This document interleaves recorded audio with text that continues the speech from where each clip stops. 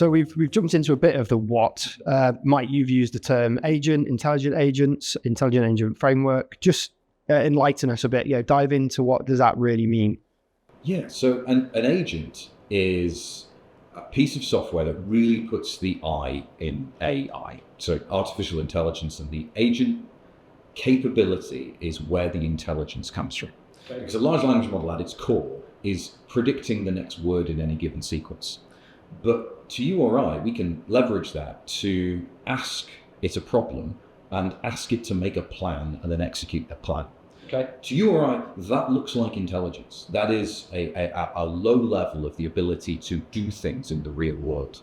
And there's a little bit more technical stuff to it than that. But by asking a large language model to create plans, execute them, and then giving them the right tooling to fulfill those requests, you've got yourself an agent. Cool.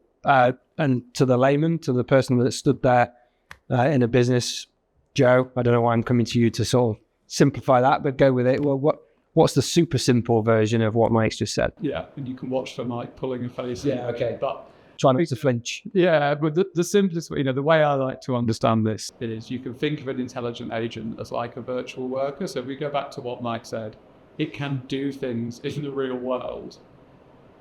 That's really where the difference lies, is when you've got sort of, a large language model or just a large language model powered chatbot, you've got something quite inert really. It can do Q&A, but a lot more, and that doesn't solve you that many problems. When you've got an intelligent agent, you're talking about taking the brain and the intelligence from those things and equipping it with the tools, the influence, the task orientation, the awareness to go out and apply that intelligence to business problems. And that's where you get value. That's where we all add value for our jobs at work as well, is we don't just sit and think, we apply that intelligence and we do things. And when I like to, it's a simplification, but when I think about intelligent agents, if you're starting to get your head around it, that virtual worker is a really good place to start.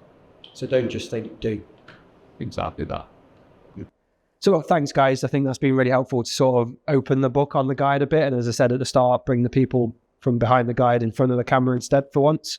I guess before people go, what would be your sort of closing remarks? What are the sort of takeaways that you would want people to walk away from hearing these videos? So look, we've talked a lot about, building solutions that can stick in a complex business environment. We've talked about the power of intelligent agents. The one thing I would end on is speed. And I think we're at a point where we've had tech hype cycles before.